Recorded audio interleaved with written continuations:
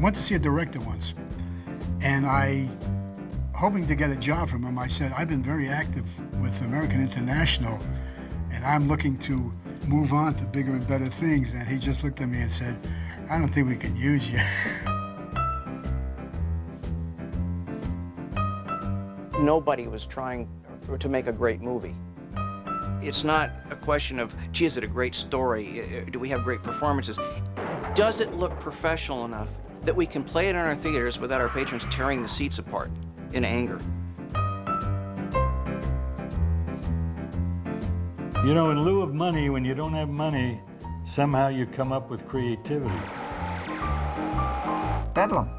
They looked for Bedlam. We drove around the city looking for mayhem.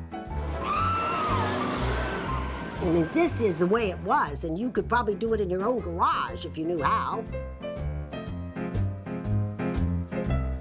I think they tapped into a teenage audience that wasn't looking necessarily for a good movie. I love you. Don't you, I love you, me. It'll have the same effect chemically as a surgical prefrontal lobotomy. They're classics. They are classics.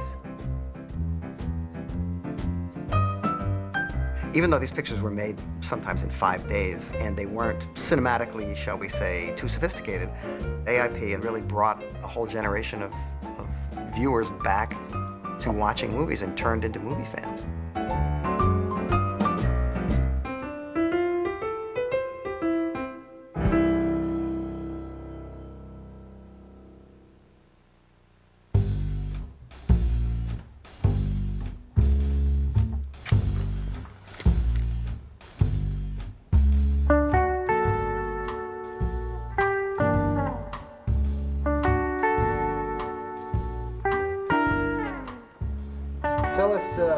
Tell us who you are. I'm Samuel Z. Arkoff, just a farm boy from Iowa. I'm a lawyer, I'm a producer, and God knows what. Although there are some people who say bastards, which I'm not. Sam Arkoff isn't the most famous producer in Hollywood. He and his partner, Jim Nicholson, don't have streets or boulevards or movie houses named after them. And they sure didn't win any Oscars. In fact, most movie fans have little or no idea who they are. But the movies we watch today might be very different had it not been for these two oddball movie dreamers who discovered Hollywood's most valuable audience and went on to produce more pictures than David O. Selznick, Jack Warner, Sam Goldwyn, and Louis B. Mayer combined. They started basically with just a basic drive-in movie, car hop movies. Then they went from that to horror films. Then they went from that to beach blanket films. And then they went from that to exploitation films. And they did all this in about a 7 or 8 year period of time where they changed entire genres, but they knew how to release a movie. They knew how to mass produce a movie. When Sam and Jim met in 1955, both were looking for a new direction. Sam was a lawyer who dabbled in television, and Jim was a promo guy at Real Art Pictures. And when Sam managed to squeeze a cash settlement out of Jim's tough boss, Jack Broder, Nicholson was immediately impressed. Jack Broder wrote me out a check for $500. And Jim Nicholson's eyes lit up. And he told me later, he said, I have some plans myself, and I think you'd be the proper guy to do them with. And so, with no experience making movies and less than $3,000 in the bank, Sam Arkoff and Jim Nicholson began American International Pictures. Sam was the businessman. He was the one that kept the books and made sure that the pictures came in on budget. And Nicholson was the one that came up with the titles and the ideas for pictures and hire somebody to make the film. So Nicholson was always considered to be the creative person on the team, and Sam was the businessman. I think they were probably both a little of each. Starting up in the 1950s, Sam and Jim couldn't have picked a tougher time to make it in Hollywood. The studio system was crumbling. The majors had lost their theater chains thanks to a Supreme Court antitrust ruling, and they were losing their audience thanks to an innocent-looking piece of furniture that sat in the corner of the room. Television had devastated the motion picture industry by about 1954-55. More theaters were closing up. People were staying at home in droves. Movie companies were selling their movie chains. Of the 21,000 movie theaters in the United States, 7,000 would close by the end of the 1950s.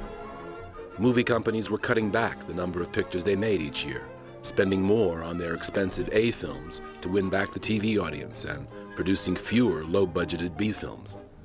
But while everyone at the top was in a panic, Sam and Jim saw their opportunity at the bottom. Nicholson and Arkoff saw that, hey, this is our chance to step in and produce pictures at a modest price that we can slip into, the theaters when you can't get a big film. Hey, you can get one of our pictures.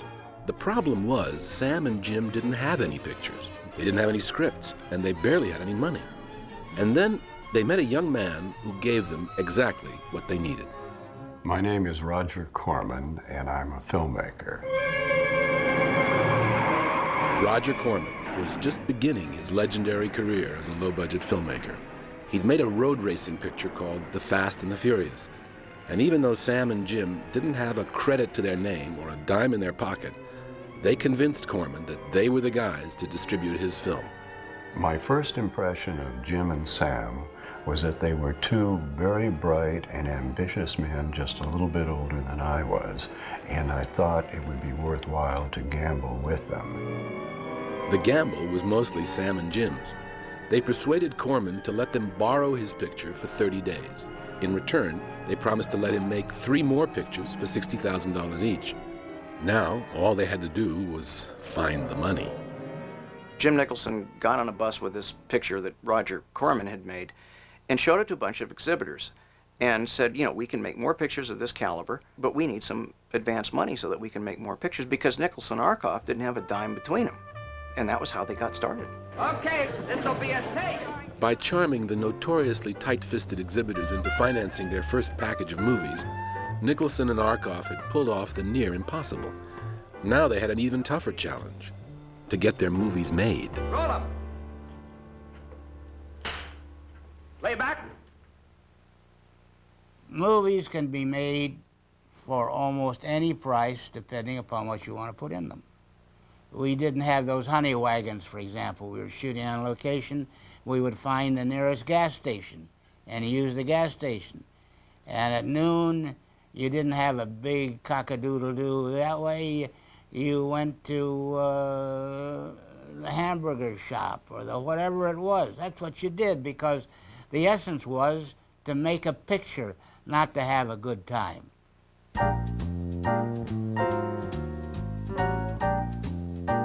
In the late 50s, the average Hollywood movie cost around $6 million. With the money they'd squeezed out of the exhibitors, Sam and Jim had around $60,000, which left Roger Corman with just about the toughest job in town. We shot Little Shop of Horrors in 2 days and a night. Bucket of Blood in 5 days. The average was about 10 days, simply a 2-week schedule for most of the films. It was said of him, I think, the Daily Variety, that he could produce a film in a phone booth for the price of a call to New York and complete it before his 3 minutes were up. Roger was fast. Roger was a walking one-man studio, the only one, I think, ever to be in Hollywood since Mr. Capra. I always thought it was just a sailor's tale. It's true. Let's get out of here. With Corman leading the way, Sam and Jim began their assault on Hollywood with 8 movies in their first year of business. The philosophy was simple: make them fast, make them cheap, and don't sweat the small stuff. 4 days, 5 days, 6 days, what? I mean, we did a picture in 7 days. We worked hard and fast, and we all were good. And the pictures hold up.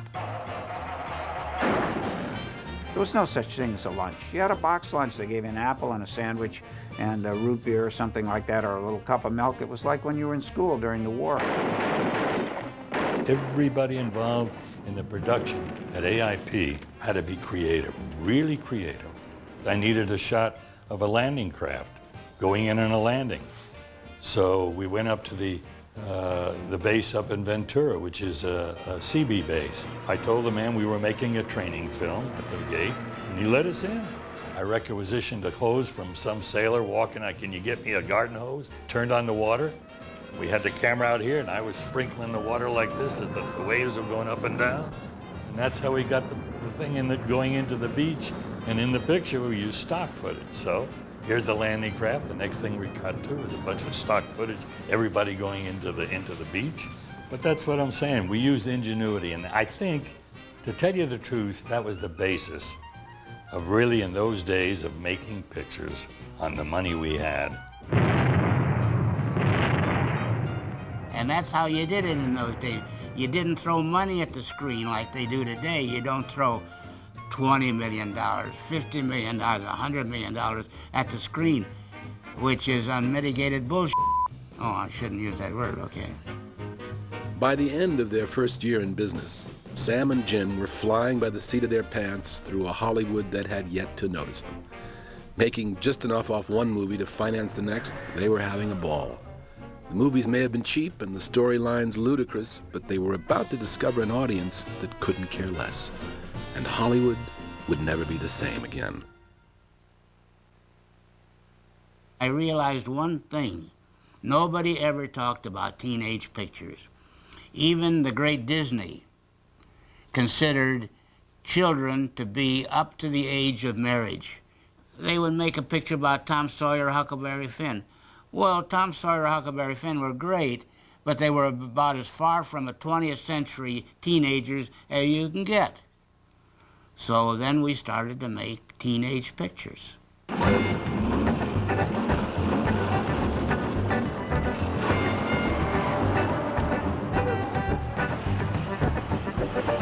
Honey, I wish your father hadn't bought you that stupid car.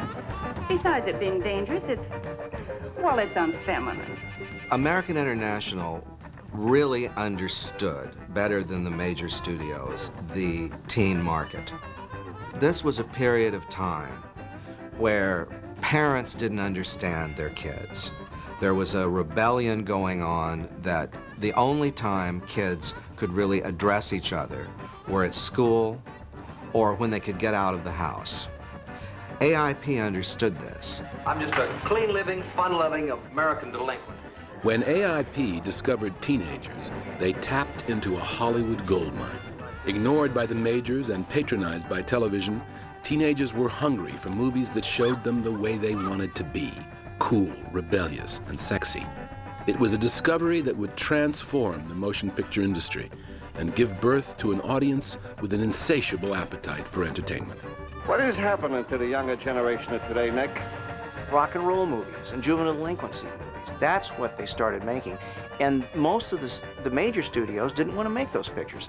You see a niche that isn't being filled, you slip into it. And that's what they did, and they started cranking out these pictures for teenagers. Sam and Jim had teenagers of their own and knew firsthand how little it took to keep a young audience happy. They had their writers hammer out stories about race cars, rock and roll, and drugs, all of which seemed a million miles from the Leave It to Beaver teenager you could see on TV. Kids loved them, but parents were outraged. And with each new release, the controversy over AIP films increased.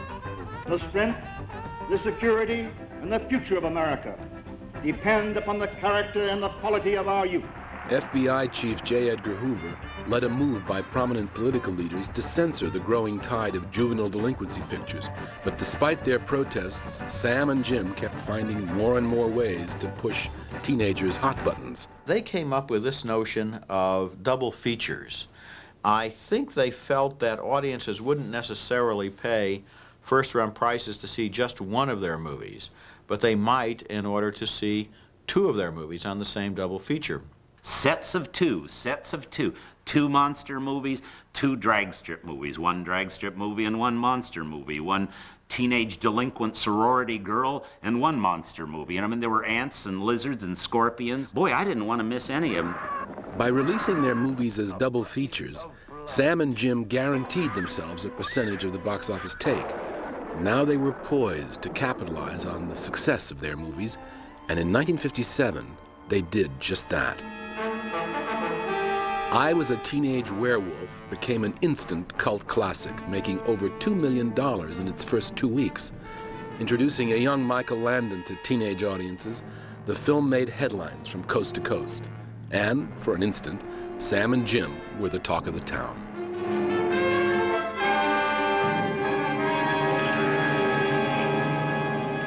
that time was called Teenage Werewolf. Jim Nicholson came up with I Was A, and then it was I Was a Teenage Werewolf, and all the comedians, Bob Hope, Jack Benny, everybody was making fun of the title. Remember how wonderful it was when you sprang and suddenly dug in with your fangs, a soft throat, the gush of warm blood? No! No! We made the picture in 7 days, costing under $150,000. This high school boy, a teenage werewolf. In 2 weeks, we grossed over $2 million. Well, what a windfall for AIP, the new young company. Unbelievable. And theater circuit owners were calling, to AIP, do you have another one? Do you have another one like that? Werewolf, meet Frankenstein. Shake hands and come out snarling. I said, well, I could do a Teenage Frankenstein. He's great. Professor Frankenstein, who creates out of human parts the most terrifying creature to walk the earth today. To capitalize on the success of Teenage Werewolf, Sam and Jim's production machine went into overdrive, cranking out 50 films by the end of 1958. It was a pace that even MGM, at the height of production, could barely equal. He wanted to dig that crazy scenery, man. AIP's teenage double features were talking to kids in their own language, from the front rows of movie houses to the back seats of cars. Let's go to a drive-in. Oh, the time is now, the time is here. Now's the time for a bite of cheer. A tasty light where the price is right. Well, look at here, you'll dig this sight. Drive-in theaters essentially provided legalized parking for people who wanted to neck and make out. And when I was growing up, that was the real reason you wanted to go there. You didn't really even care what was showing. Nobody cared. It's kind of a safe, fun, silly dating experience. And I think it was the cornerstone of American International's audience. I don't think a lot of parents really ended up taking their kids to AIP movies because I remember mine certainly balked at the whole concept. So basically they were date movies. And the scarier the picture was, the more jumps there were, then the more you were supposed to get glommed onto. Baby, won't you let me get to know you? Put my loving arms around you. Let me, baby, let me do. Let me, baby, let me do. Darling, let me do. Won't you let me have your number? Let me do. We could go and dance La Bamba. Let me do. Let me, baby, let me do. Let me, baby, do. With drive-in audiences screaming for more monster movies, Sam and Jim needed to find a monster maker who wouldn't be scared away by AIP's low budgets, which led them to an eccentric local artist named Paul Blaisdell and his assistant, Bob Burns. Well, when Paul was building these things, budget was the number one thought in everybody's mind, like there wasn't any. And so he had to take shortcuts in building these things. And like, for instance, on the she creature here, the way that the antennas here were made, he used candles, cut the candles into this design, and then put a wire coat hanger inside and glued them on, and that's what these were. And then the teeth down here were actually teeth from a magic store. So a lot of stuff that Paul did was stuff like right off the rack, you might say, of just doing things.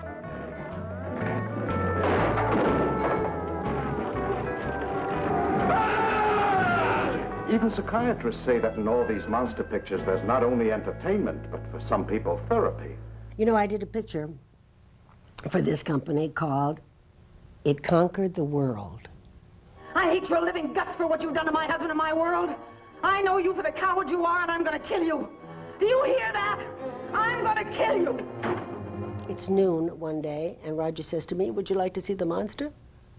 I said, oh, Roger, I'd love to see the monster. I mean, I don't do that scene until the end. Oh, I'd love to see the monster. Now this is Beulah, the cucumber monster, as we used to call her, from It Conquered the World. Now this, of course, is a very small model of it that was made in Japan. That's the monster? You gotta be kidding. I mean, all of us are thinking monster. We're not thinking about this little Meshuggah down here. I mean, you could kick this thing and it'd fall over. It's terrible. You think you're gonna make a slave of the world? I'll see you in hell first. Roger Corman, at the last minute, decided he wanted it to come out of the cave in the film. It was never supposed to come out of the cave originally. It was built to stay in there. It looked very moody and pretty spooky in there. And Paul said, well, it's not built to come out. It's going to look like a teepee walking around, you know. And Roger, you know, prevailed. He said, I want to see it. And he said, also, I want it to die and fall over. And Paul said, it can't die and fall over because it's going to look like a teepee falling over, you know. And he said, well, I still want that. Then the people started howling and laughing, and we just got up and left because Paul said, I don't really need to see this, you know. The movies may not have been cinematic masterpieces, but with every new release, Sam and Jim continued to build up their little company brick by brick. They were making up the rules as they went along, and everyone was having the time of their lives. When the company was first going, Jim's wife Sylvia was the bookkeeper. Sam's wife Hilda was fixing sandwiches for the wrap parties and the crew. Sam was out there with his cigar hustling up new things, and Jim was finessing agents and actresses and actors. I mean, talk about a family unit. Like old-time hucksters, Sam and Jim began peddling their wares from town to town. They'd run a print for a week in one movie house, then hustle it on to the next and the next until the prints literally fell apart. It was old-fashioned barnstorming. The two of them delighted in finding different ways to seduce the young audiences. And to do it, they rolled out some of the most outrageous campaigns in motion picture history. We had to sell our pictures a certain way. We didn't have the biggest female and the biggest male star to put there. We had to sell something else. We had to sell exploitation.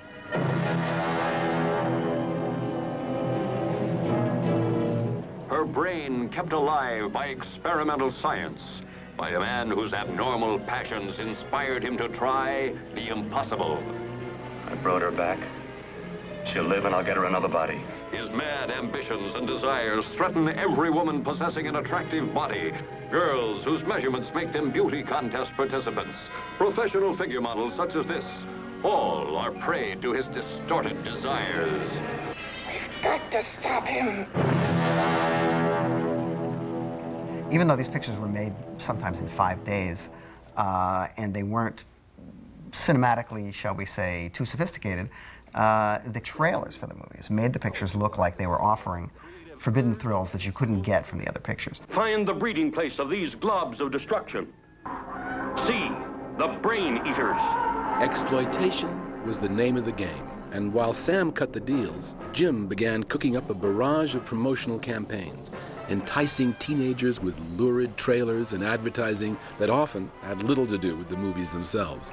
It was a technique they liked to call the C factor. See the world ended by atomic fury. See what happened to the teenage stool pigeon when the gang got hold of her. See the horrible mutant who seeks a mate. At AIP, a 4C ad was a must-see picture. Movie trailers were great fun. They were meant to bring the people in, titillate that interest, and they did. And Jim loved doing those. That was just fun for him. It was as much fun as creating the movie posters or the copy lines on the movie posters. He truly did enjoy that aspect of the business.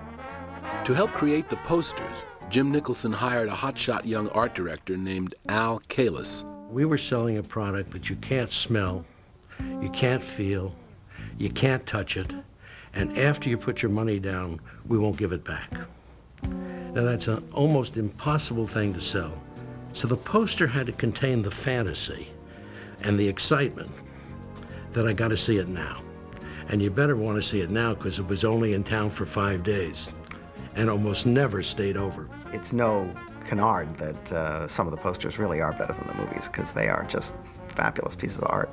Kalis's posters became collector's items. They were brash, racy, and sometimes they promoted movies that hadn't even been made. There was a period of time where Jim made the connection that we were booking films by sending out either press books or sending out glossies, and theaters were booking them. So he got this bright idea one day, why don't we make up a movie campaign of a picture we haven't made yet and see if anybody will book it? And in a number of instances they did. As a matter of fact, I went to a couple of conventions with theater owners who always swore that if they could have put sprocket holes on the campaign, they'd have made more money. The biggest problem was thinking up titles, and it was Jim who taught me this. The title on an exploitation film is everything. When the right title comes out of somebody's mouth, everybody knows it. Jim Nicholson was the best title man I've ever known. He could go to sleep at night, and in the morning he'd come in, he'd say, "Sam," he said, "listen to this title." And I would listen to him say, "The Beast with a Million Eyes." You could just feel the money pouring in. The money was pouring in, but AIP was constantly having to devise new methods to compete with Hollywood's big guns. And when the major studios began releasing their films in CinemaScope and Panavision, Sam and Jim decided to create a few technologies of their own. They used to have a process called Superama, and they would plaster this all over the posters, and it would say, "Filmed in Superama cannot be seen on TV." And when you actually examine Superama, it was absolutely nothing. It was a normal film frame with no anamorphics, no tricks. It was just an advertising gimmick. But they were shameless, and you had to love it. There was one picture in Cinemagic. It was called The Angry Red Planet, and you were supposed to actually feel the canyons of Mars, and they were promising things that they haven't done in movies yet today with all their special effects. Feel the fire-hot breath of a 40-foot monster as it reaches for you in Cinemagic. You are about to see a preview of the most fantastic advance ever to be made in the history of motion picture entertainment, called Hypnovista. It is a psychological technique whereby you, seated in the auditorium, actually become part of the action you see on the screen. Hypnovista, Superama, Cinemagic, all fantastic cinematic breakthroughs that were complete AIP fabrications with not an ounce of truth behind them. I think, my God, these are the equivalent of cinematic muggings. I mean, they might as well have taken me out into the back alley before I got into the theater and stolen the quarter out of my hand. The movies might have been cheap, the plot lines preposterous, and the ad campaigns huge exaggerations. But to the amazement of almost everyone in Hollywood, AIP, with its cast of unknown actors and questionable scripts, had successfully created a small but legitimate film company. And it was a success story that the majors could no longer afford to ignore. Well, the major studios knew they couldn't match us in cost. But whatever we did, they copied, they aped, using the same kind of titles and so on and so forth. So we had to look for another angle. As a matter of fact, there are many times during the reign, if you can call it that, of AIP, that we had to change our format and the type of pictures we were making. As the 60s began, the dark clouds hanging over Hollywood started to drift away. The movie industry had been re-energized by the teenage audience, and while nobody in town gave them any credit for it, Sam and Jim had played a crucial role in putting the business back on its feet. But they'd awakened a sleeping giant. The majors began flooding the market with cheap monster movies of their own, while at the same time producing big-budget epics like Spartacus and Ben-Hur, which Sam and Jim could never afford to make. The skeptics figured Arkoff and Nicholson would be out of business by the end of 1960. But Sam and Jim had another idea. The thing that kept AIP alive all the years is that they kept reinventing themselves. When something didn't work anymore, they looked around for something else to take its place, and they were quite successful at that. I don't think there was ever much downtime for them. As soon as they saw it wasn't working, they had a new plan. They heard about Italian strongman movies that were filling theaters all across Europe. So they took a trip to Rome and came back with a couple of souvenirs. They started buying foreign films because they could buy a film cheaper than they could make it. Thanks to its spectacular locations and cheap labor, the Italian movie industry was small but thriving, churning out dozens of sword and sandal movies each year. Sam and Jim put up $20,000 and bought 2 of these movies. Their plan? To dub them into English and market them as if they were Ben-Hur. Please, Goliath, save me. The fact that the mouths didn't always fit the words never seemed to bother anyone. I will free Julia and all of the others, and those responsible will pay for their crimes. Jim mostly would get in the cutting room with us and said, okay, let's go through it now and make sense of the picture. Then we would some kind of fit the lips to what they were saying in English. It didn't always work. I mean, if you've seen some of these films, you know what I mean. How many are you? We are 41. From this moment on, 42. When they needed to, they changed the plot, which you can do, of course. If you're dubbing dialogue into people's mouths, you can change the plot however you want. In fact, The Sign of the Gladiator didn't even have a gladiator in the film. Boy, the jewels sparkled and the chariots were covered with gold and the horses had feathers on the... They looked like money. And those pictures were, boy, everybody I know went to see them. To the dismay of the major studios, Sam and Jim's $20,000 imports were competing head-to-head with Hollywood's million-dollar epics. Once again, Arkoff and Nicholson were laughing all the way to the bank, and theater owners couldn't have been happier. Goliath and the Barbarians opened to the biggest grosses of any picture in the history of our company pre-Christmas playing time. Christmas Day with Goliath scored biggest single day's gross in 5 years. Congratulations to American International for real showmanship in presenting this real blockbuster. Those were great times, really, because you were taking something that had virtually no value in the United States and make it valuable. For the next few years, over half of AIP's releases were imports from Italy, England, and Japan. Perhaps the most bizarre of them all was pieced together by a young comedian from New York City. It was called What's Up, Tiger Lily? Woody, what exactly did you do with that film? Well, let me see if I can explain this to you accurately. We took a Japanese film, made in Japan by Japanese actors and actresses. We bought it. And it's a great film, beautiful color, and there's raping and looting and killing in it. And I took out all the soundtrack. I knocked out all their voices. And I wrote a comedy. And the result is a movie where people are running around, killing one another and, you know, all doing all those James Bondian things. But what's coming out of their mouth is something wholly other. Oh, this is really your mother? Yes, it is. Isn't she sweet? Mother and I have always been very close. And the best thing about her is she takes a good punch. That's the way to treat a mother. Woody Allen was one of dozens of talented filmmakers who got their start at AIP. Arkoff and Nicholson scoured the film schools in New York and Los Angeles, looking for the best young writers and directors. And their movies included dozens of future stars who were happy to work for scale and a leading role. You had Martin Scorsese, Peter Bogdanovich, Francis Ford Coppola, Monty Hellman, Richard Donner, Brian De Palma.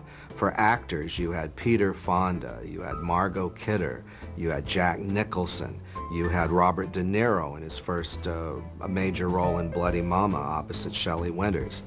Jack Nicholson got his big break at AIP in a series of movies Roger Corman was making, based on the works of Edgar Allan Poe. I'm a weary, disillusioned soldier, and you're the only pleasant sight that I've seen in 7 months. At that particular time, his friends were saying, gosh, I hope Jack can really get a script off the ground because he's not much of an actor. And it's just that I don't think Jack Nicholson should be in period films, especially in The Terror. He's playing a French cavalry officer, and he doesn't seem terribly French. In the name of the government of France, I order you to open this door. We were little forceps babies, you know, or whatever you want to call it. You know, we were not conventional leading men. And this guy was giving us a chance, Roger Corman and Sam Arkoff, to be the leads in movies. While AIP's young filmmakers continued to entertain teenage audiences, the Hollywood mainstream was watching with bemused contempt.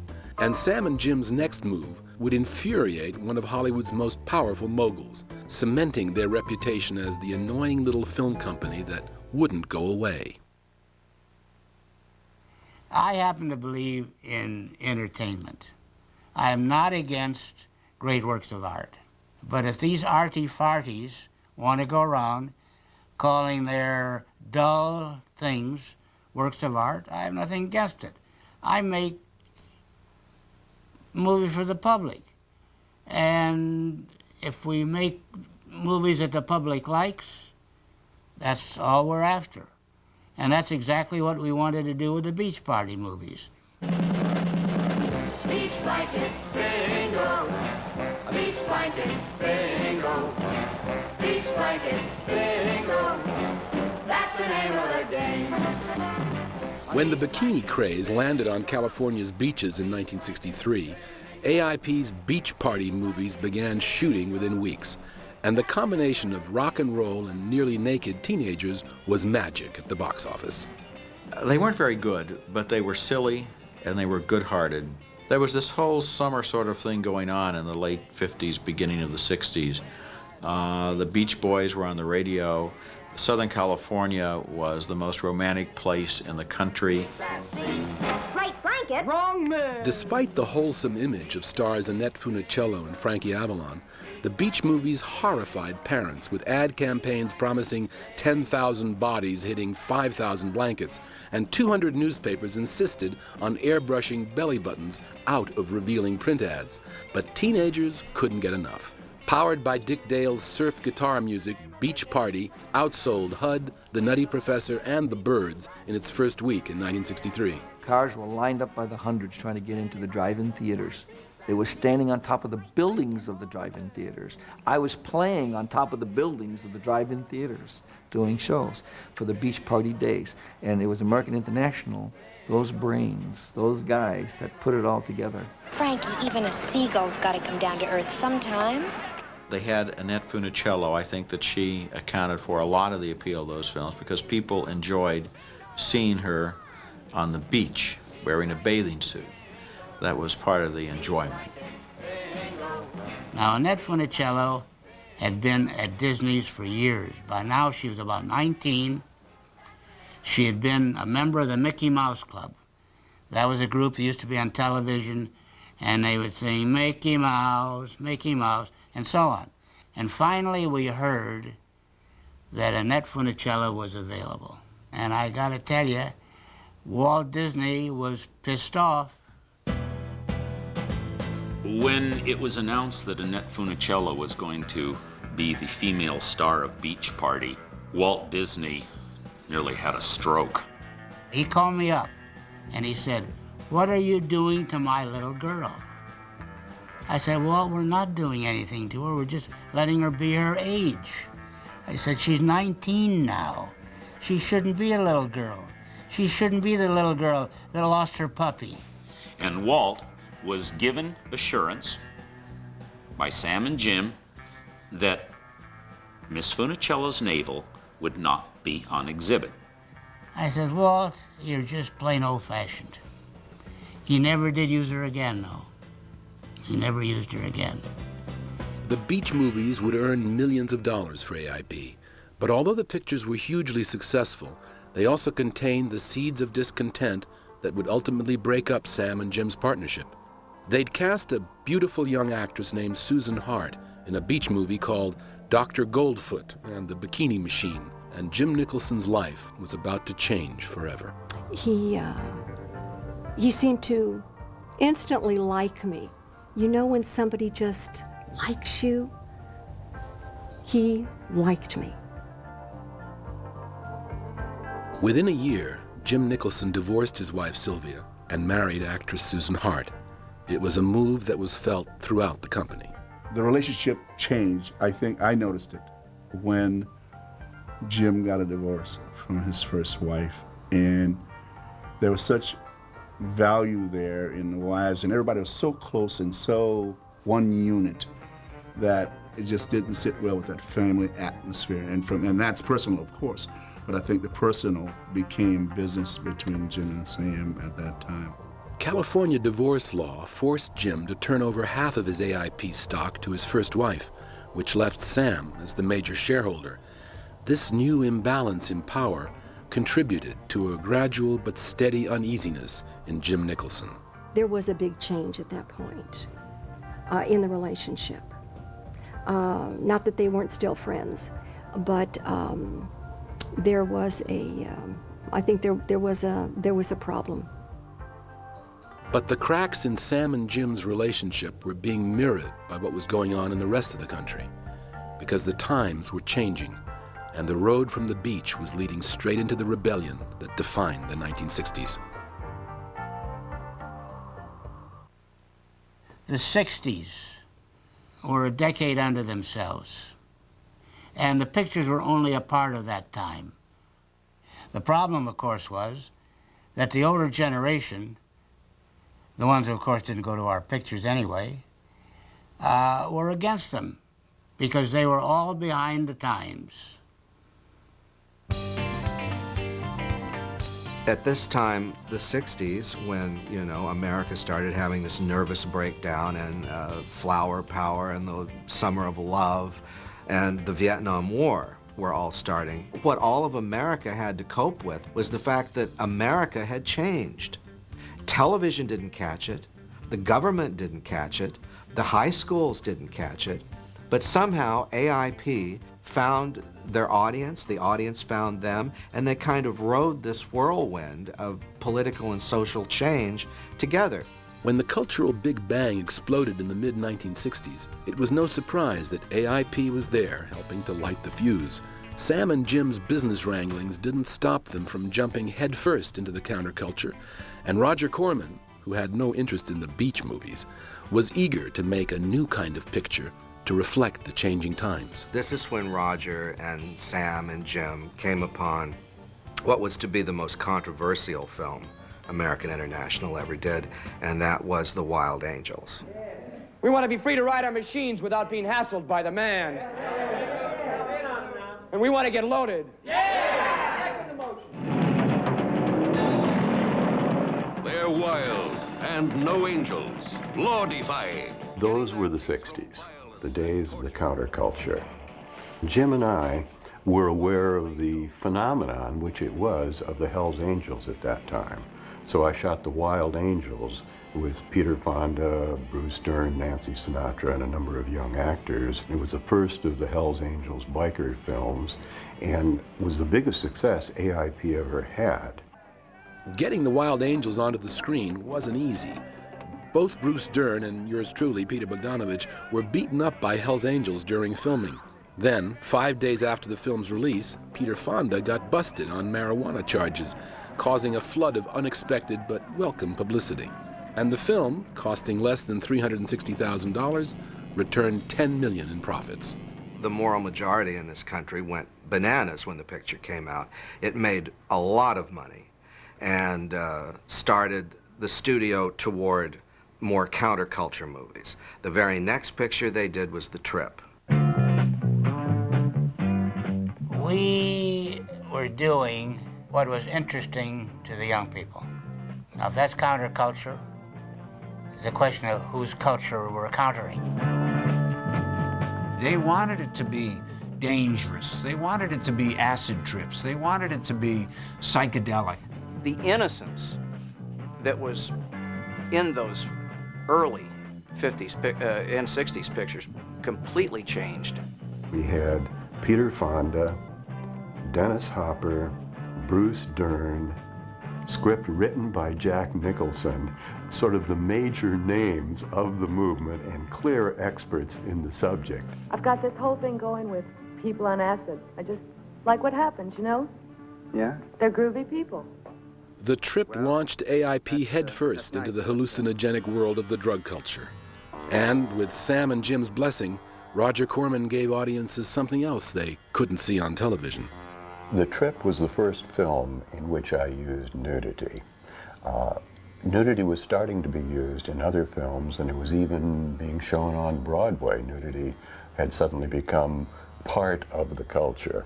I used it only in the LSD sequences as part of the fantasy area of the film, and I didn't really use very much of it. It was considered rather startling at the time, but if you look at what films are today, it was really fairly mild. But The Trip was significant for another reason, because Roger Corman's 10-year relationship with AIP was beginning to unravel. The way The Trip was shot, at the end of the film, you have Peter Fonda just looking out and being spaced, and you determine whether LSD is bad or what. But when Arkoff and Nicholson got a hold of it, they thought, no, this is an endorsement. So against Roger's wishes, they recut the last couple of frames of the movie to where when Peter looks out into the distance, it's a shattered lens, and it's like it was a bad trip. You know, like everyone's going to wind up at the bummer tent at Woodstock or something. And so this was the beginning of the end for Roger's involvement with AIP, because they were tampering with the finished product. As the turbulent 60s wore on, the atmosphere at AIP began to change, and even the slightest disagreements were taking on a larger significance. You give me the laws, give me the power! They produced a movie called Wild in the Streets about a young American president who lowers the voting age to 14 and puts everyone over the age of 30 in LSD camps. When asked about the movie in this 1969 interview, the changing dynamic between Sam and Jim was apparent. Of course, in the picture, they finally take over the entire government of the United States, and our Senate is filled with hippies with a rock and roll singer as president of the United States. This is a very far-out idea. This is definitely a put-on. I disagree there. Mr. Nicholson may think it's a put-on. I think it's very likely to happen. Of course, I think we both we both don't agree disagree that, about the age, because we're trying to get this picture out before some state reduces the age to 18. But in the film, we go beyond. We go to the age of 14. And in the end of film, we eliminate everybody over 10. Now, this is a put-on. I don't think it's a put-on in quite the same sense that Mr. Nicholson, that Jim does. Since his divorce settlement, Nicholson's frustration at no longer being an equal shareholder with Arkoff had been eating away at him. He began staying at home, leaving the day-to-day running of the business to Sam Arkoff. And finally, at the beginning of the 70s, Jim Nicholson quit AIP for a 6-picture deal with 20th Century Fox. It was a deal he would be unable to complete.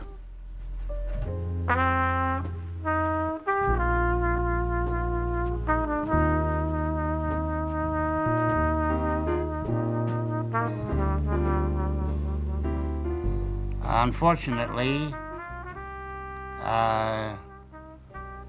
he became ill finished the first picture, became ill during the shooting of the second one. I would go over to see him. Outside of the family, in fact, I became the only one who could see him. And then when he died, his wife asked me to make the eulogy, which I did, the only eulogy. And that was sad.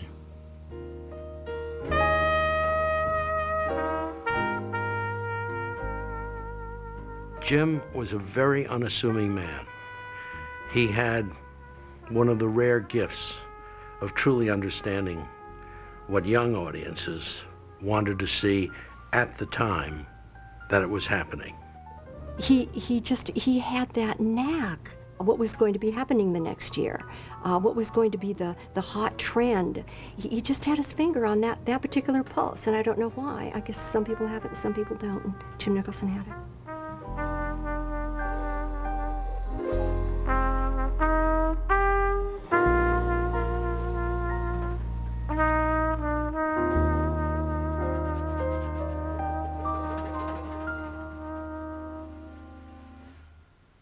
Do you think that in a way you kind of saved Hollywood in a certain kind of way?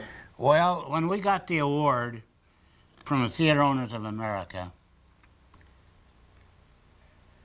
they said that Jim and I had saved the business. They actually said that. They said that this is Americana. And they were sincere. And that's the way I like to think about my pictures. They were Americana.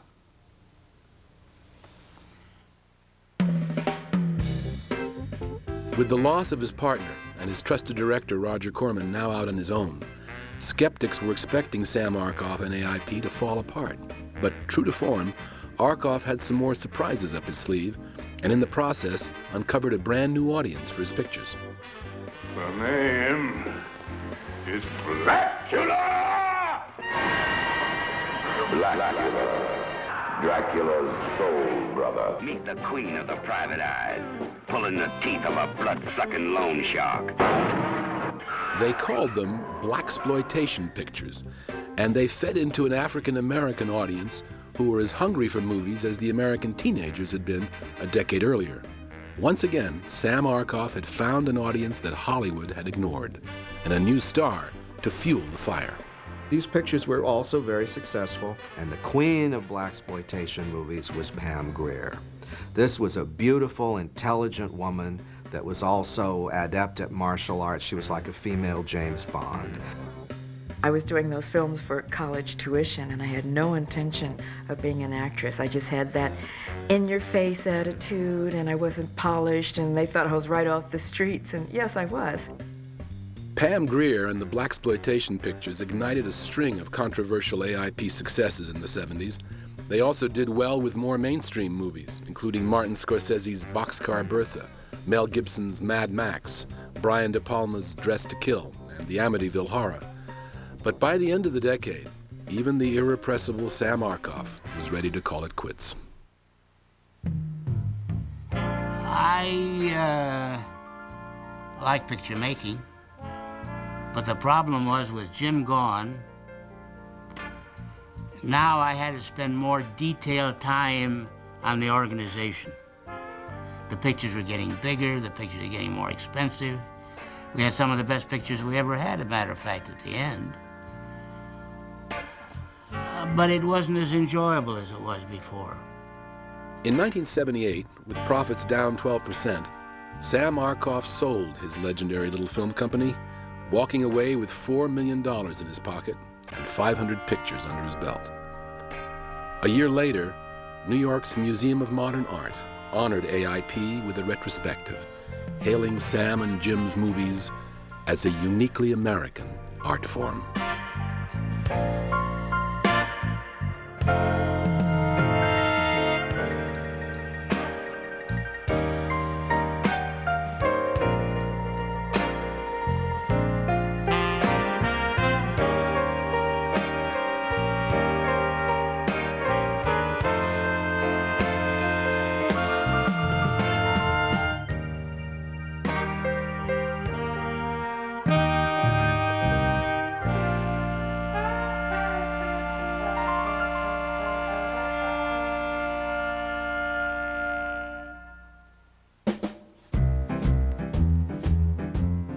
I'm always delighted to talk about the past. It was entertaining, sometimes it was harrowing, but it was always an interesting piece of my life. But at 80, I am not done. I am still making pictures. 2 years ago, my son and I remade 10 of our early pictures. We are now preparing another version of I Was a Teenage Werewolf. So look for me in the future, not just in the past. Goodbye. Fair enough? And damn it, get that in there. Otherwise I don't want to sign a release.